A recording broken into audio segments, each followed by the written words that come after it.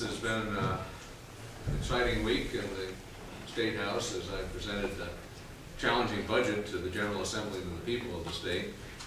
I believe it's a sound and responsible one, getting Vermont ready for an economic future that I hope will be positive, making some difficult choices among priorities and focusing on the most vulnerable in our state and job creation strategies and positioning Vermont for future success. I appreciate the measured response of the legislative leaders. They understand the challenge that we're facing, the huge budget hole we need to fill, and I welcome their willingness to work together on a bipartisan basis to address these challenging economic and fiscal issues. So we're moving along well with the Budget Adjustment Act, with the challenges for change legislation, with the Jobs Bill, and I hope that the General Appropriations Act will be considered expeditiously and we can move forward to address these challenges together. Governor, would you consider raising revenues if it were a tax on making trivia?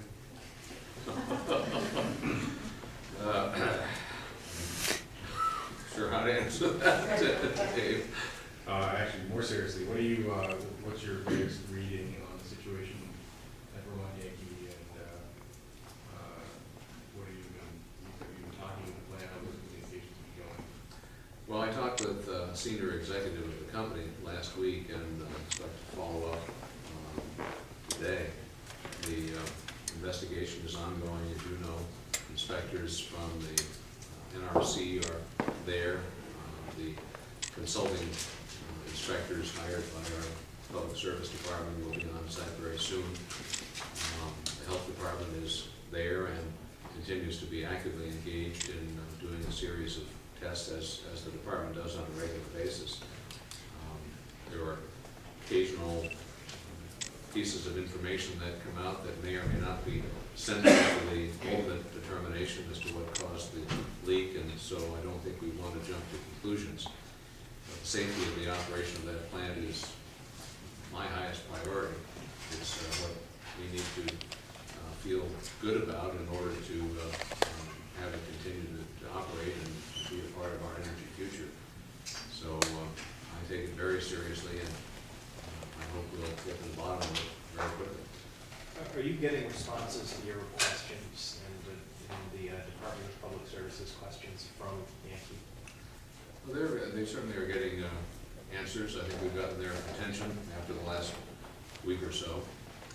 They understand my concern that transparency is the key in this process. We have to rely on the representations of anyone who has a role before a regulatory body in order to make appropriate decisions.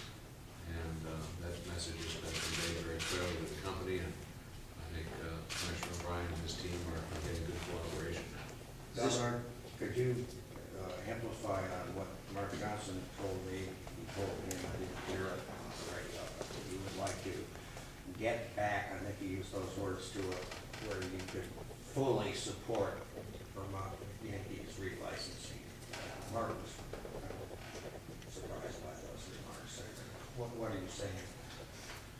Well, I've said all along that this is an important part of our energy mix. It's been a cost-effective, emission-free source of electricity that has served Vermont well because our retail electric rates haven't gone up as they have in other places. And from a competitive standpoint, it's been very important to our economic success.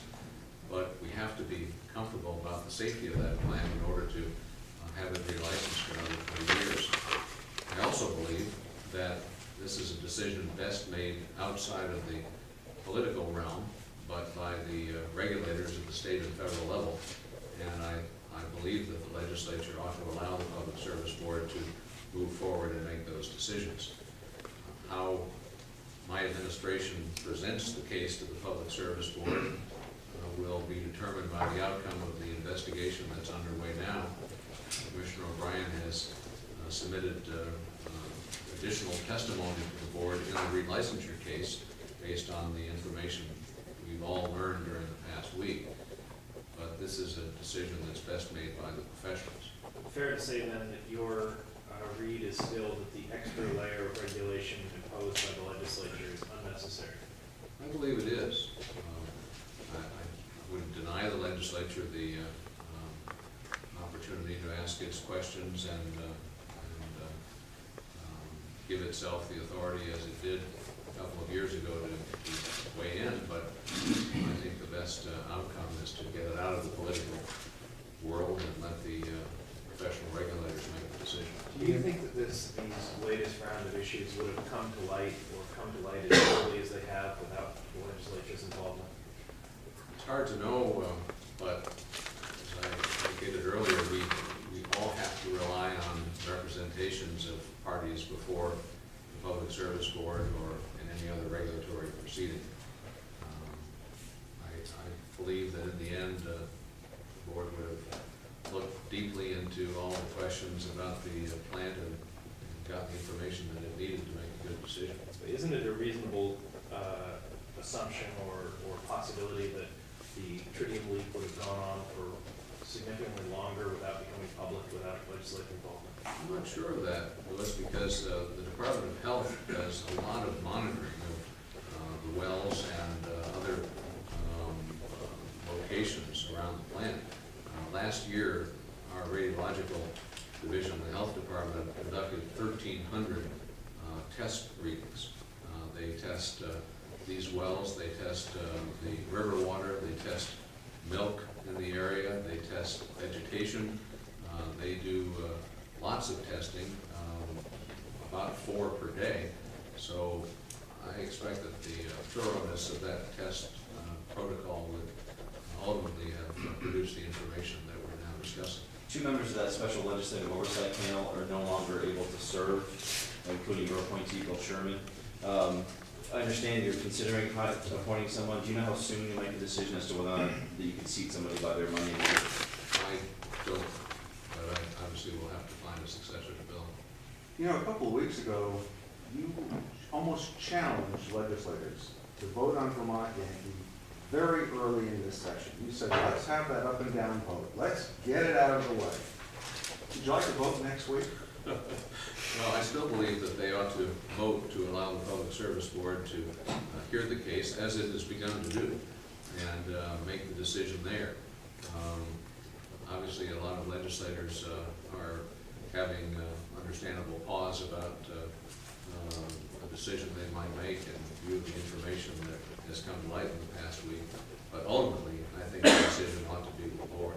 But you did want that vote early in this session. Now, given what's happened in the last week or two, do you think it's prudent to say, time out here, let's delay this vote until all this information and the investigation has taken place? Well, I'll let the legislative leaders decide when it's most propitious to have a vote.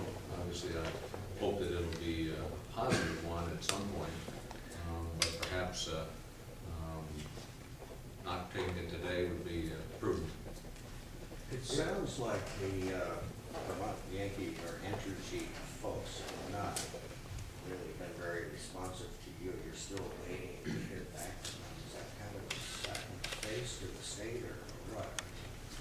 Well, I made my concerns quite clear to Mr. Smith, who's a senior executive of the company last week. I told him I expect him to determine what happened and to take action as appropriate to rebuild the trust that has been breached with Vermonters over the inaccurate information that has been provided. So I look forward to his response and that of his colleagues in the company.